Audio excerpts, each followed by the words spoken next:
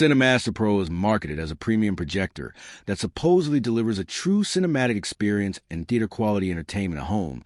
But the real question is, does it actually provide quality projections, or is it mostly marketing hype?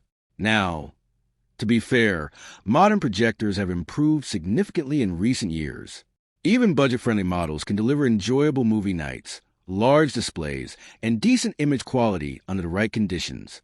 What it does well can create a large viewing experience. A projector can produce a much bigger image than most televisions for a similar price. May be great for movies and casual entertainment. Watching films, sports, or streaming content on a large screen can feel more immersive, where the hype falls apart. Brightness claims are often exaggerated.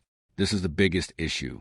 Many projector advertisements make the image appear far brighter than what users experience in real-world conditions.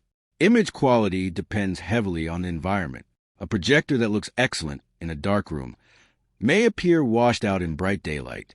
Resolution specifications can be misleading. Some projectors advertise support for 4K content without actually having a native 4K display panel. So, does CineMaster Pro actually provide quality projections?